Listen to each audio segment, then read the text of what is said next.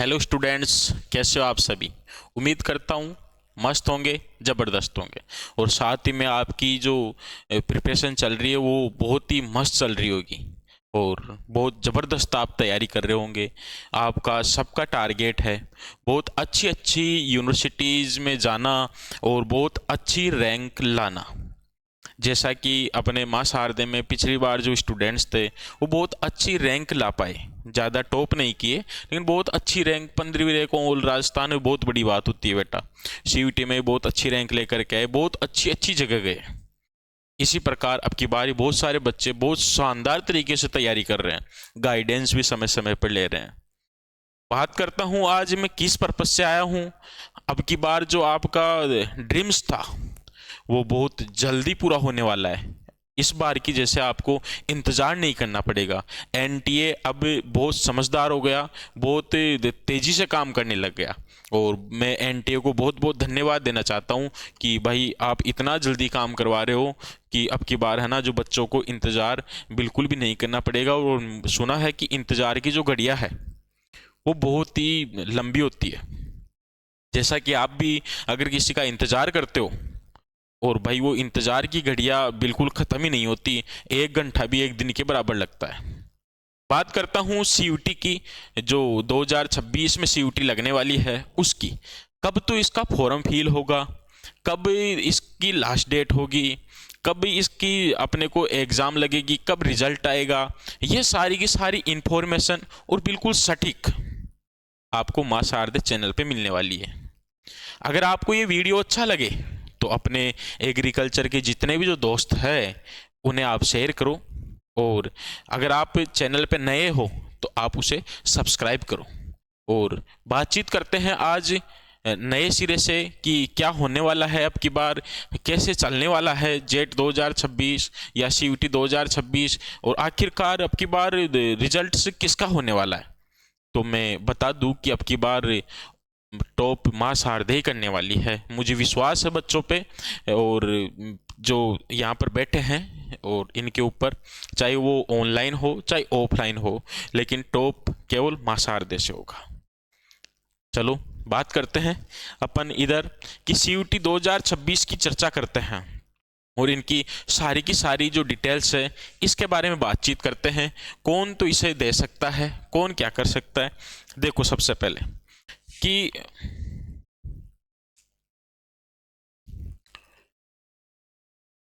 हाँ, सीयूटी सबसे पहले तो एप्लीकेशन जो फॉर्म स्टार्ट है वो 3 जनवरी 2026, मतलब कि 3 तारीख से इसका फॉर्म स्टार्ट हो चुका है और इसकी लास्ट डेट होने वाली है 30 जनवरी। और 30 जनवरी के बाद में 4 फरवरी तक, मतलब कि 2 3 4 फरवरी तक इसका जो करेक्शन डेट है वो चलने वाला है। कि अगर आप अपने जो नाम में या फिर फोटो में मतलब सिग्नेचर में या किसी में भी, मतलब आप अगर गलती अपलोड हो जाता है तो आप उसकी मतलब कि तुरंत प्रभाव से उसे करेक्शन कर सकते हो। इसका जो सारा का सारा वीडियो है वो मैं अगले में डालूंगा, केवल अभी इसकी इन्फॉर्मेशन डालते हैं, है ना। अपन गलती करते क्यों है, गलती हो गई उसकी इन्फॉर्मेशन बाद में। आओ इधर फिर बात करते हैं कि इसकी एग्जामिनेशन जो डेट है वो क्या है, 11 मई से होकर के 31 मई। लो बेटाओ, 11 मई से लेकर के 31 मई। और अपना माँ शारदे का जो कॉन्सेप्ट हेलिक्स है उसमें तो अपन ने 27 अप्रैल को ही क्या कर दिया था, सीयूटी खत्म कर दिया था। मतलब सीयूटी के टॉपिक क्लियर कर चुके थे अपन ने।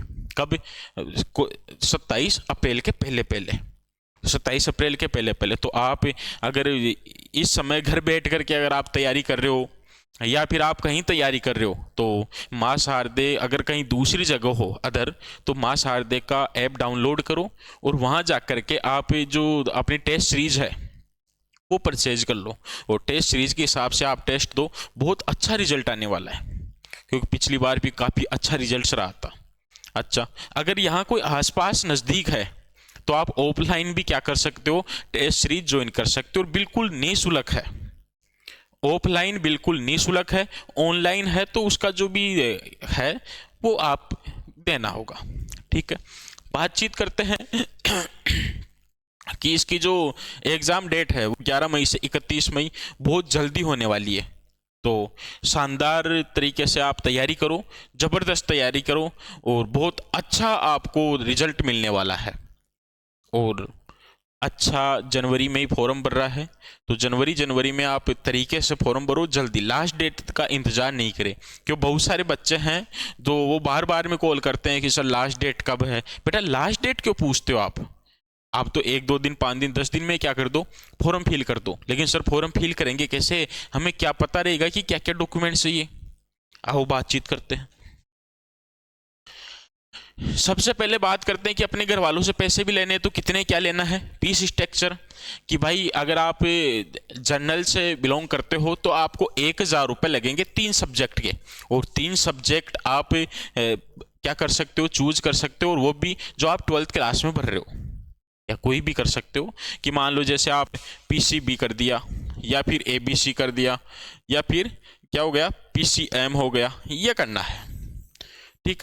या फिर PCAB कर सकते हो, फिजिक्स केमिस्ट्री एग्रीकल्चर।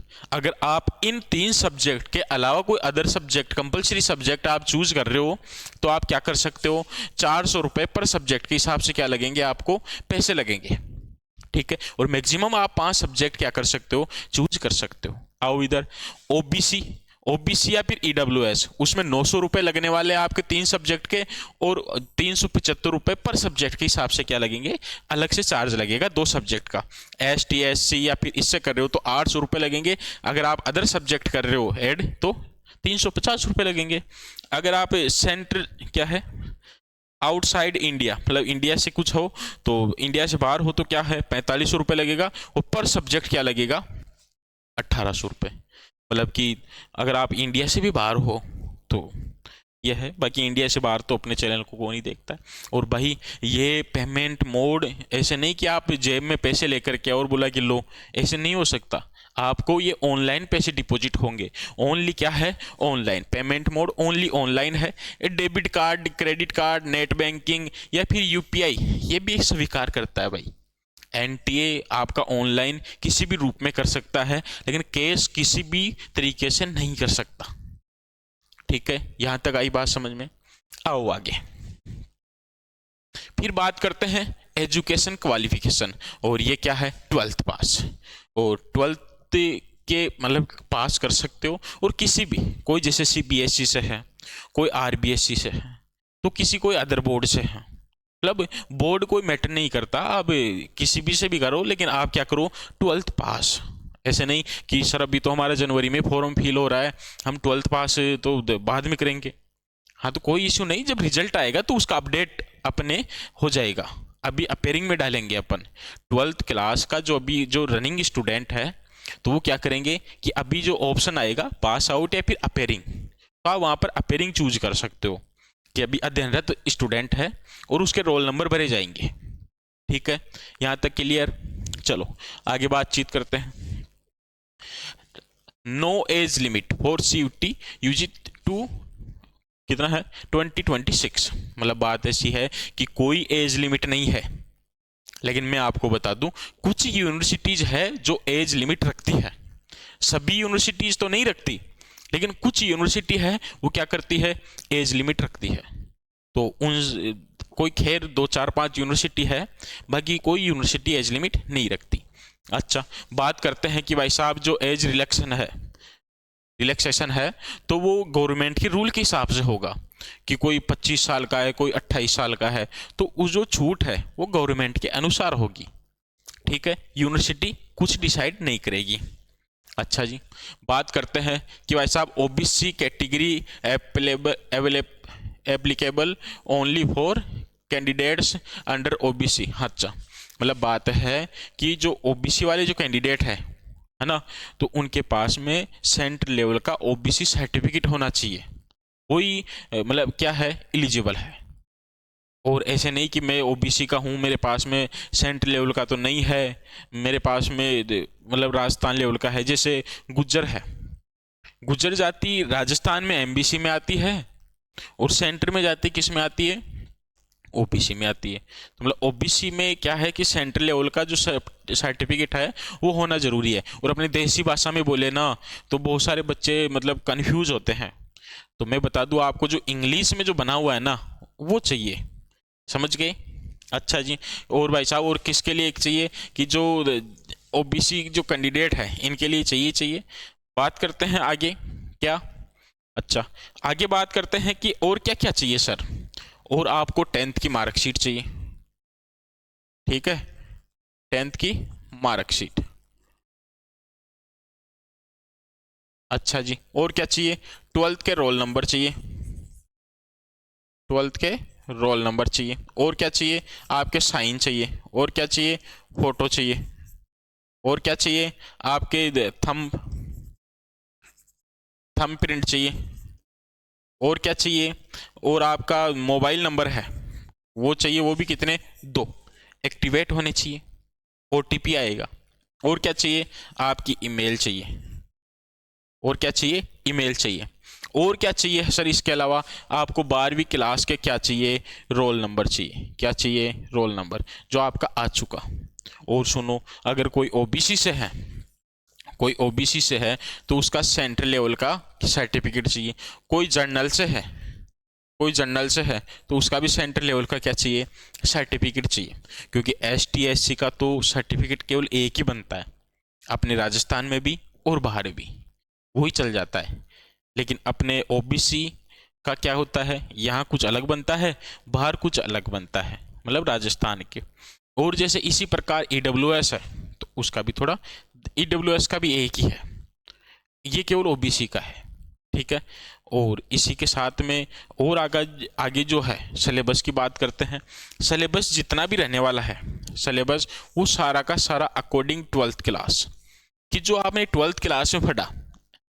एनसीईआरटी ऐसे नहीं कि आरबीएससी, क्योंकि एग्रीकल्चर वालों के आरबीएससी चलती है, वो नहीं।